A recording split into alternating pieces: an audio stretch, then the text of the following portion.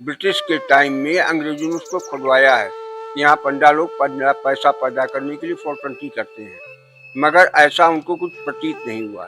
जैसे ही खोदते गए वैसे ही नीचे की ओर मोटी होती चली गई और इससे दूध और खून की धार निकली। आदमियों की मान्यताएं पूरी होती है। किसी बहुत से बड़े लोगों के बच्चे नहीं होते, उनके बच्चे हुए हैं, जिनकी शादी नहीं हुई शादी, अब गंगा माता ब्रह्मा बाबा यहाँ पे सबकी मनोकामना पूरी करते हैं। नमस्कार, आप देख रहे हैं आवाज एक्सप्रेस भारत और मैं हूं शिवम त्रिपाठी। हम इस समय मौजूद हैं ब्रह्मा खूंटी मंदिर में। ये एक ऐतिहासिक और धार्मिक स्थान है। ये स्थान जो है वो बिठूर कानपुर का स्थान है। हम यहाँ पर आए हुए हैं। ये ऐतिहासिक और राजनीतिक दृष्टि से भी ये बहुत महत्वपूर्ण स्थान है, क्योंकि यहाँ पे बहुत दूर दूर से लोग आते हैं। और ठीक सामने आप मेरे देख सकते हैं, ठीक पीछे मेरे गंगा माता है। और ये मंदिर इस समय जो है वो गंगा माता जो बाढ़ की स्थिति में है उसमें डूबा हुआ मंदिर है ये।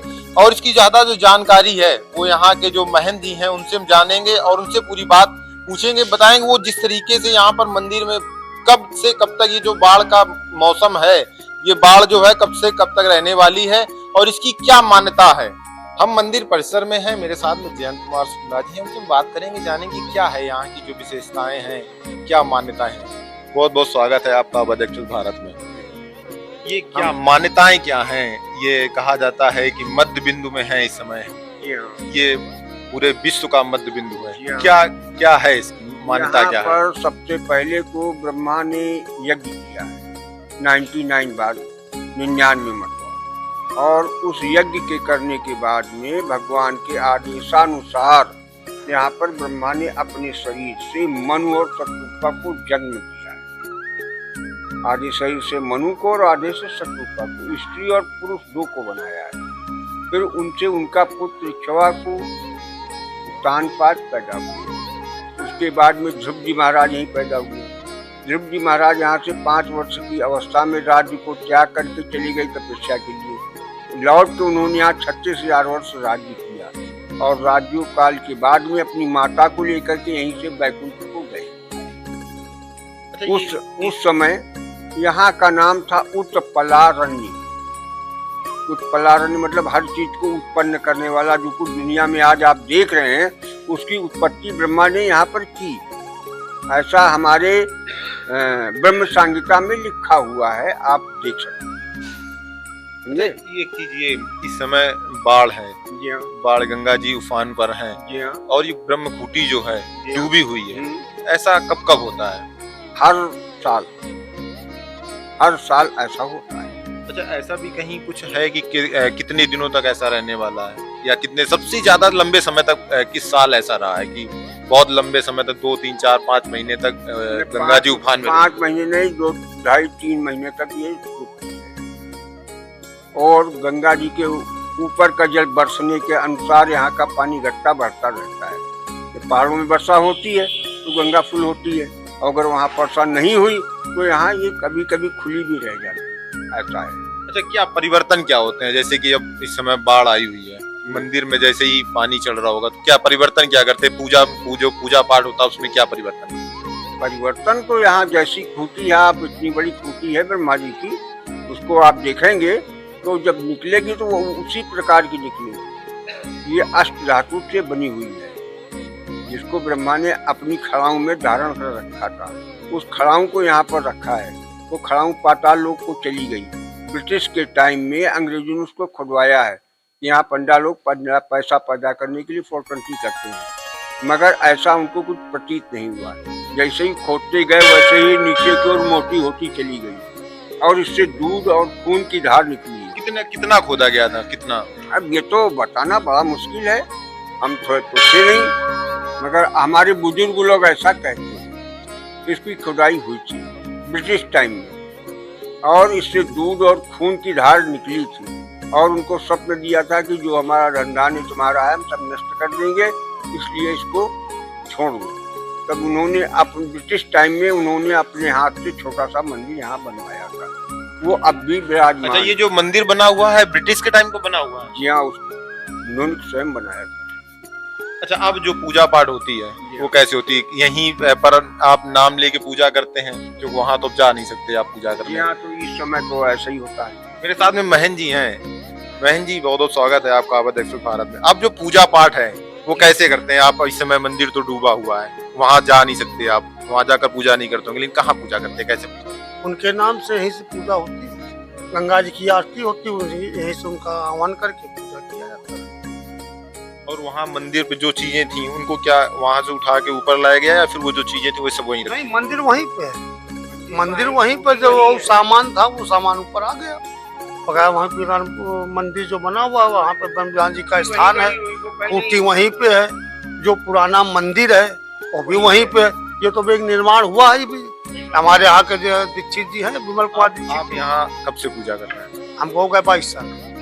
कुछ ऐसा अद्भुत आपके साथ हुआ हो, कुछ अलौकिक और कुछ अद्भुत? यहाँ अलौकिक अद्भुत का यहाँ से आदमियों की मान्यताएं पूरी होती है। किसी बहुत से बड़े लोगों के बच्चे नहीं होते, उनके बच्चे हुए हैं, जिनकी शादी नहीं हुई शादी, तब गंगा माता ब्रह्मा बाबा यहाँ पे उनकी मनोकामना पूरी करते हैं, वो यहाँ करके पूजन करते हैं। यहीं की ब्रह्मा बाबा के नाम से हम साल में 25 मेले लगते हैं। साल में 25 मेले? जी हाँ, जैसे कार्तिक पूर्णिमा है, गंगा दशहरा है, विजय दशहरा है, हर महीने पूर्णमासी में 2 मेला तो होते ही होते हैं। और यहाँ के जो राष्ट्रीय मेला है वो कार्तिक पूर्णिमा है, गंगा दशहरा, विजय दशहरा, फागुन का 5 कोस का परिक्रमा होता है, जहाँ सीता जी का परित्याग किया था लक्ष्मण जी ने, पंचवटी बना हुआ है। दशमी का वहाँ पे होता है, एकादशी को यहाँ पे होता है, 5 कोस की परिक्रमा होती है यहाँ पे। तो मेरे साथ में पंडित जी थे जो यहाँ पूजा पाठ का काम देखते हैं, उन्होंने बहुत ही बारीकता से चीजों को बताया। और आपकी जानकारी के लिए हम बता दें कि ये सिर्फ कहने मात्र के लिए नहीं है कि हम मध्य बिंदु पे खड़े हुए हैं। इसका जो है वो लेखन भी है, पुस्तक में लेखन भी, आप जाकर उसको पढ़ भी सकते हैं। तो और भी मान्यताओं की तरफ बढ़ते हैं और बात करते हैं। इस मंदिर का क्या रहस्य है और इस मंदिर की क्या मान्यता है? इस मंदिर की यही मान्यता है कि ये यहाँ पर लव कुश ने घोड़ा बांधा था। और ये आज भी यहाँ तक अगर पानी भर लो तो जल अवश्य बरसेगा। अच्छा, अगर यहाँ तक आप पानी भरते हैं? जी हाँ, तो हम लोग गुम्मा ईंटा से इसको बंद कर देते हैं गेट को। यानी शिवलिंग अगर पानी में आप डुबो देते हैं तो पानी की बरसात जरूर? जी हाँ, अवश्य होती है। और भी आगे बढ़ते हैं, और भी मान्यताओं की तरफ चलते हैं। हाँ। और इस मंदिर आप देख रहे हैं किस तरीके से सबकी अपनी अलग अलग मान्यता है, चाहे वो ब्रह्मा कुटी हो और उसके बाद में चाहे वो ब्रह्मेश्वर महादेव हो। हम ब्रह्मेश्वर महादेव मंदिर में पहुंच चुके हैं मेरे साथ। क्या ब्रह्मेश्वर महादेव मंदिर की क्या मान्यता? यहाँ पर ब्रह्मा जी ने जब अपनी मनोकामना पूर्ण कर ली, मनुष्य सृष्टि आरंभ कर ली है, इसको उत्पन्न कर लिया है। ये उपलारण्य क्षेत्र है। यहाँ जो आप दुनिया में देख रहे हैं, ब्रह्मा ने इसको यहीं पर बैठ के बनाया है। उसके पहले सब जल ही जल था, कहीं कुछ नहीं था। तो उसके इसीलिए इसको उत्पलारण्य कहते हैं। फिर ब्रह्मा ने जब यज्ञ किया तब इसका नाम ब्रह्मावर्त पड़ा।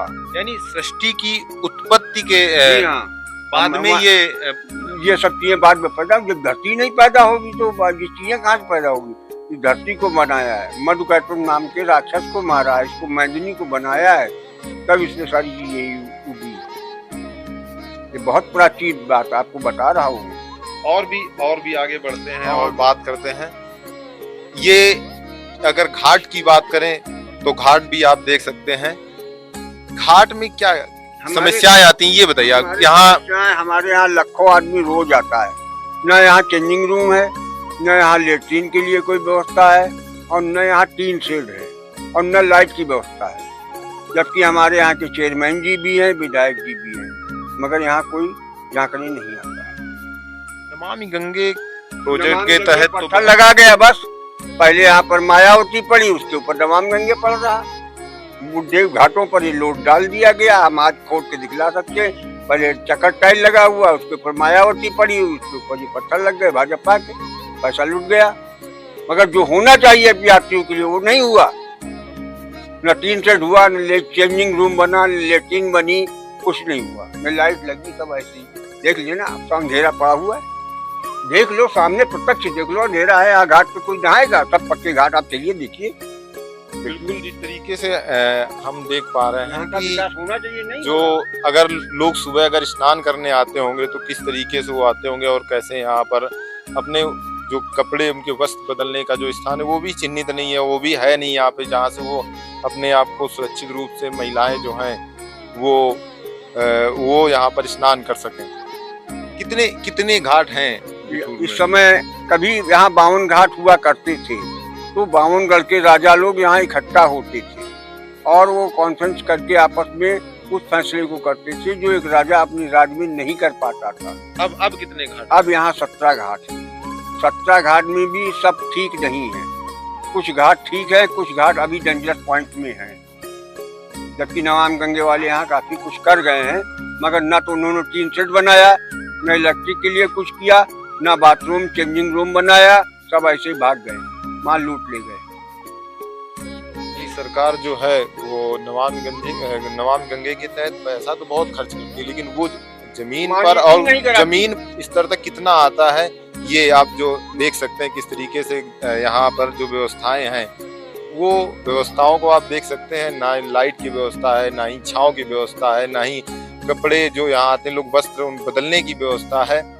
मेरे साथ में दादा थे, बहुत ही बारीकी से चीज को समझाया, बहुत ही बारीकी से अपनी बात को रखा, चाहे वो ब्रह्मकुटी का जो ब्रह्मकुटी है वहाँ के बारे में बताया। उसके बाद में जो आप रामायण में जो लव कुश श्री राम के जो पुत्र थे और वो जो आप घटना सुनेंगे जिसमें एक घोड़ा छोड़ा गया, उसके बाद उन्होंने घोड़ा पकड़ के जो बांधा था वो भी इसी स्थान पर है। ऐसा पवित्र स्थान और धार्मिक स्थान, ऐसा पवित्र और ऐसा धार्मिक स्थान यहाँ पर, उस पर व्यवस्था होनी चाहिए। कहीं ना कहीं सोचना चाहिए उन अधिकारियों को जिन पर ये जिम्मेदारी है। तो बने रहिए ऐसी तमाम खबरों के लिए मेरे साथ अवध एक्सप्रेस भारत पर। नमस्कार।